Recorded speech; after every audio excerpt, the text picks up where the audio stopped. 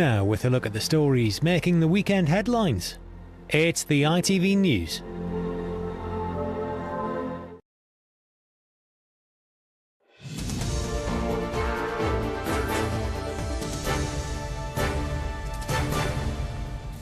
Good afternoon. Sir Keir Starmer has spoken for the first time since Labour's dramatic losses in this week's elections. He said he would set out a path to rebuild in the days ahead.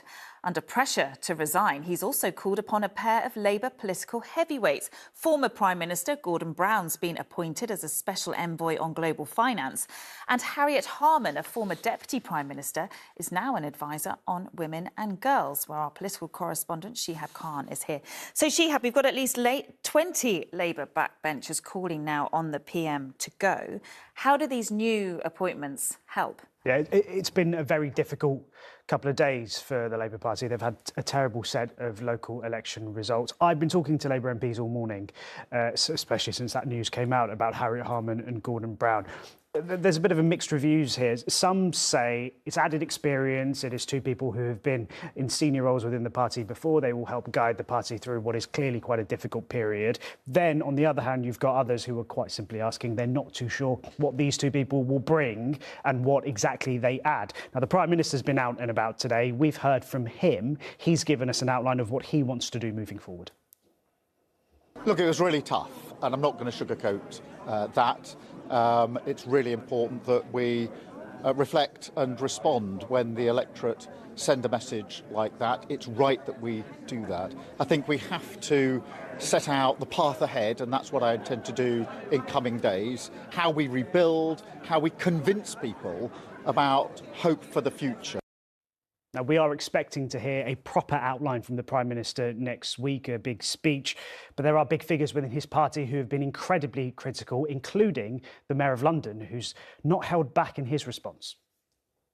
It was very difficult because we now have a Labour government and the Labour government's got to own it because we've had for the last 2 years nowhere near the level of delivery people expected. The word in the manifesto in July 2024 was change. People want positive change, people want change quickly, and they're not seeing that. Now, the immediate response has been, as we've already mentioned, to get Gordon Brown and Harriet Harman into these senior roles.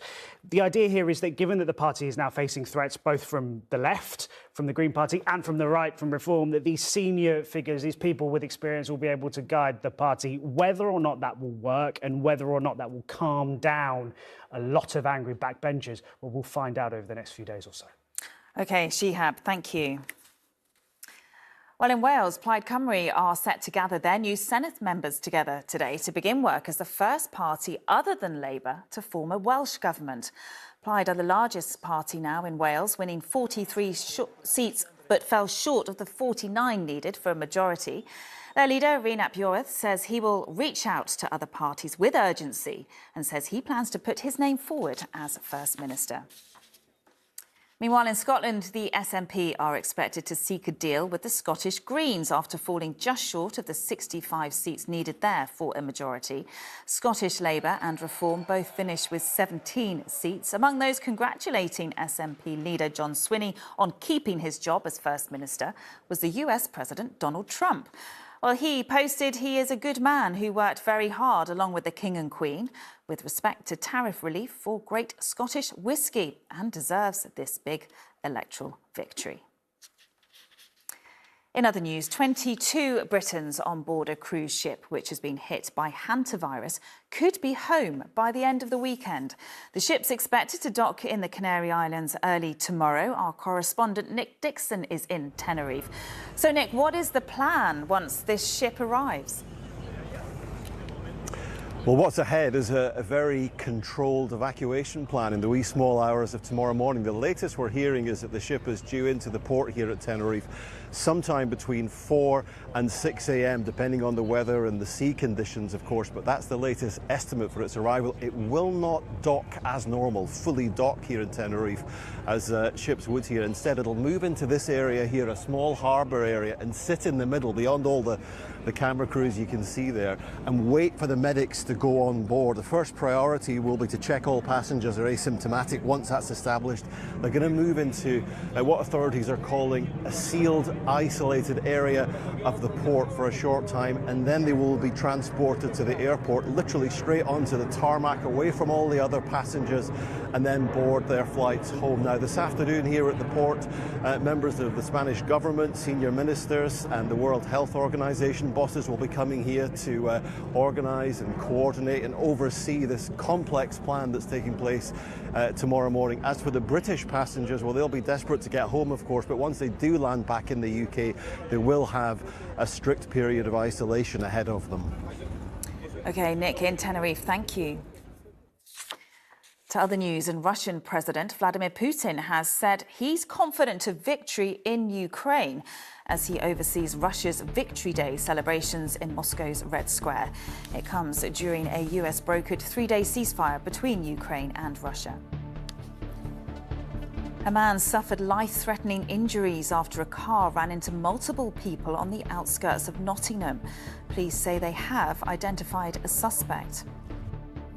And the English Football League has charged Southampton with spying on Middlesbrough ahead of their Championship playoff semi-final today. Middlesbrough had complained about unauthorised filming of a training session. Finally, Sir David Attenborough's 100th birthday was celebrated with an evening of tributes at the Royal Albert Hall. Sir David received messages of admiration from both the King and the Prince of Wales. Your legacy is not only the films we treasure or the knowledge you have shared. It is the generations you have inspired. Generations who now look forward with determination and with optimism. That is all for now. Lucy Watson will have the evening news at 5:30. Until then, have a very good afternoon. Bye-bye.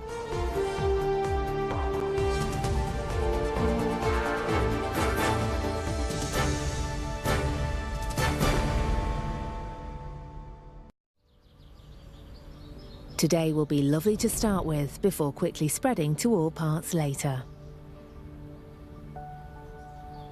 Heinz Seriously Good Mayonnaise sponsors ITV National Weather. Hello there. So feeling warm across southern parts of the UK throughout today, but you can see in the satellite and radar from earlier we've still got that cold front lingering here, producing a lot more cloud and some outbreaks of rain in places. Now still the chance of a few showers elsewhere as we go through the afternoon, which could be on the heavy side, but there will be some decent sunshine today, especially across parts of Northern Ireland and southern England, and here it will feel warmest. Highs 22 degrees but feeling cooler across the north, of highs are at best up to around 13. Now, as we go through this evening and tonight, this rain here eventually starts to ease away, although we are expecting a few showers to move into the far southeast, and it will turn quite blustery here, but elsewhere further north, clear skies will allow a frost to form in places. Then on Sunday, a few showers across the southeast and a little bit of rain for northern parts of Scotland, but elsewhere throughout tomorrow that cloud will thin and break, bright or sunny spells, but feeling a little bit cooler than it is today. Bye-bye. Heinz Seriously Good Mayonnaise sponsors ITV National Weather.